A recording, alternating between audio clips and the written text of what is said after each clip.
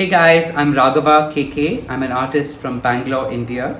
I have worked in several mediums including watercolor, acrylics, oils, brainwave art. My brother Karthik and I run a curatorial company called 64 bar 1, where we think about what is the role of art facing the future, and we curated one of the world's first AI as art exhibits in India, and we are curious about philosophy that's relevant to our times, to the post-human age. I work comfortably in digital mediums and physical mediums. I do sculpture and I do 3D sculpture. I do VR art and brainwave art. Ultimately, I'm trying to create a coherent experience of what it feels like to be human at this age. The one thing I'm certain about the future is that I have no clue about what it's going to look like. What I do know is it's really important for me not to get on the defensive at this time. I really want to be on the offensive. I want to focus on what I can believe in, as opposed to knowing the outcome of my actions.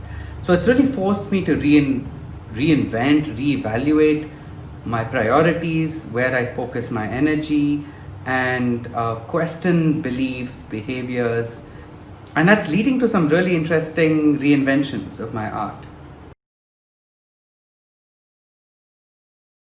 When I'm asked about my favorite artists, it's very difficult to answer this question, because for me, I don't emulate anybody completely, because when you stay true to something, you have to stay true to yourself, and very often at different points in your life you find different people's actions inspiring. So I love the materiality of certain painters like Basquiat. I love the energy in their paintings. I also admire Solovit's ideas of construction, the process being art, you know. So I think I derive from different artists different elements, but to mark one artist as my favorite is very difficult. I think looking back in art history, one can look at a lineage that I certainly follow, which is Picasso, Basquiat, and in India, Souza, but give it a new relevance, a new meaning, because what they did when they did had certain relevance then. How is it relevant now? So I think I see myself as part of a lineage as opposed to having favorite artists. I almost try my best to derive something meaningful from every art encounter, and that leaves me with no favorites.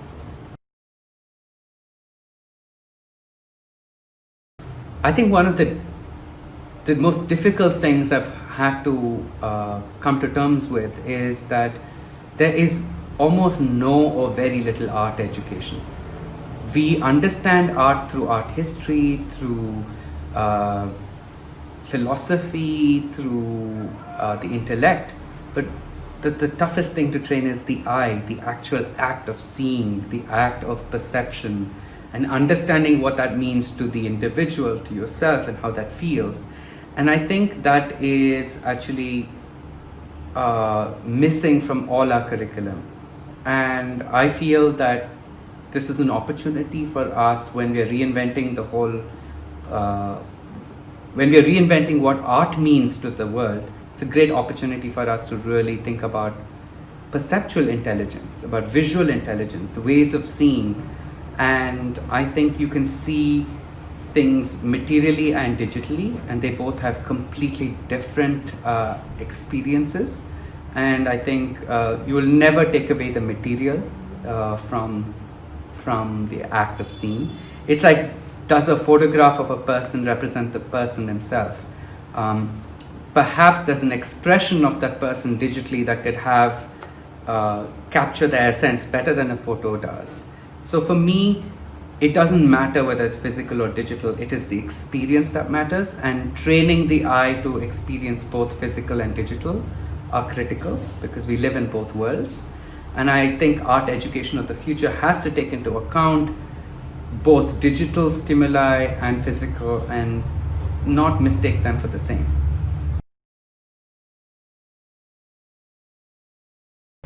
I think that artists are essential for the world at large. Therefore, they do play a very significant role in shaping our consciousness and helping us think about why we do what we do, to experience the unknown, to express the unexpressible. So I definitely think artists play a very important role in society at large. I myself am a big believer in taking artists beyond the gallery to engage with the real world.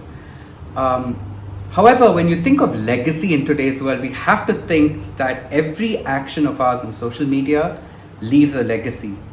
We have never acted, or no time in history have we ever had to live with the burden of having legacy every day with every action we take. So for me, I think there are two objectives of an artist. One is the personal journey, the spiritual journey, where the identity of the artist is to deconstruct every identity. For example, for me, I'm not just a father, I'm not just a painter, I'm not just a male, I'm not just heterosexual. I have all these, a plethora of experiences to go beyond my identity. So my personal journey is really to go beyond everything that I think I am. But my public identity, whatever I present to the world, has a life of its own, has a legacy of its own. The objective of those constructions in the world, for me, is pure survival. Survival of an idea, survival of a construction. Suppose I build this grand building, how many people can it house? And how many buildings can be built over it? How can it, then there's an expiry date even for your legacy. And how often will that building have to be rebuilt? So for me, I look at art history and art criticism as a form of art, because the greatest works of art redefine art history and what is art. And the greatest art philosophies on aesthetics are mere constructs like a work of art. So I think when you think of legacy and survival, one has to think beyond the self. You have to think about what construction will live as long as it can, beyond me. What idea can live beyond me. And therefore, the emphasis is not on the individual, it's on a construction of the individual.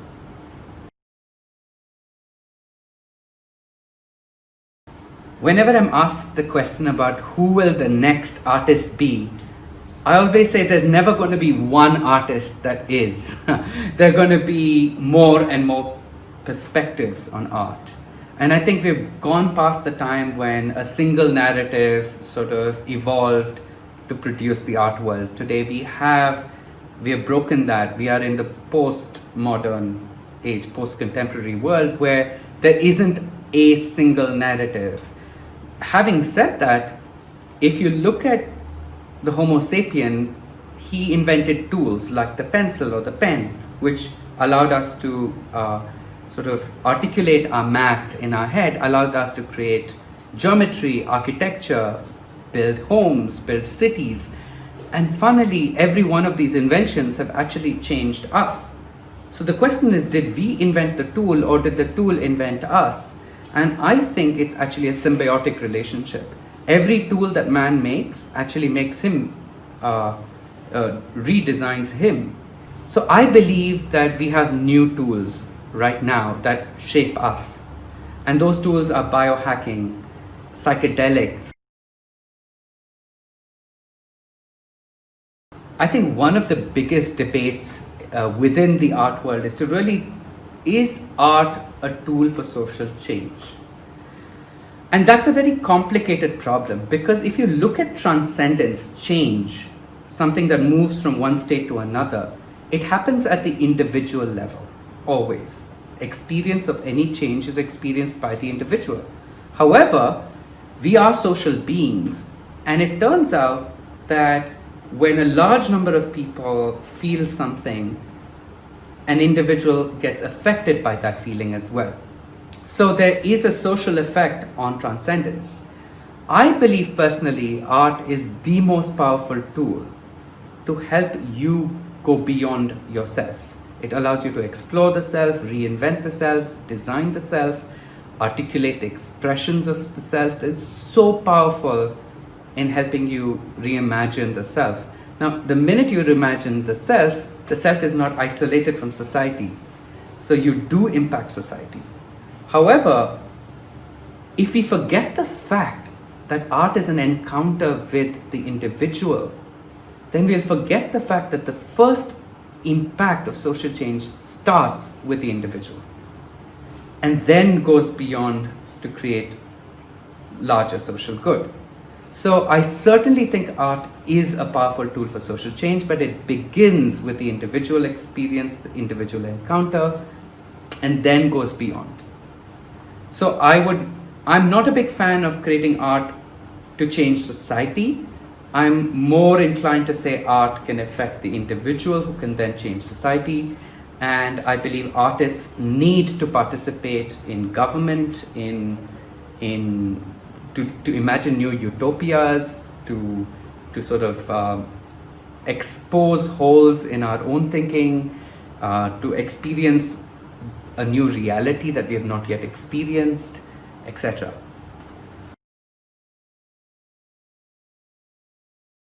See, I don't know about a priced artwork from my collection because it's really difficult to judge my work. It turns out that different works played a different role in my life. In fact, earlier I used to look back at some of my, I've been painting for 20 years. And so when I look back at my older work, sometimes I'm like, oh my God, I can't believe I created that. But now I look at it and I say, oh my God, that was the artwork that helped me see the dissatisfaction I had in a purely representative mode of creating. So that work actually helped me reinvent myself. So I've learned not to judge my work. But if I have to talk about what excites me, currently I realize that the biggest issue I have is when you meet a human being. For me, seeing a work of art is like meeting a person. When you meet a person, to reduce them to just one idea, this is a rich, spoiled brat, for example. If you say that, I think that reduces the complexity of the beauty of human nature, of the spirit of that individual. So for me to reduce a painting to a mere idea feels like snobbery. It's like being snobbish about them. It's like, oh, that person's poor, that person's rich, that person's smart, that person's dumb. Instead, if I talk about the emotional encounter with that spirit of that person, it's complex. They are smart in some ways, they are unexposed in others, they develop differently. There's this curiosity with every individual you meet. So when I create a work of art now, I want that conceptual idea to be in the pigment. My ideas are paints. They just color. And it's surprising how the way you layer colors, whether they're flat or whether they're thick, whether they're impasto, whether they are fluid, really changes how you encounter it. So I've been doing a lot of experiments and I've been going back to my roots of painting to create these complex entities with their flaws, with their boldness, with their fears, everything sort of there. And they hold together as an individual and still they create a certain emotional response. And that's the kind of art that's energizing me now.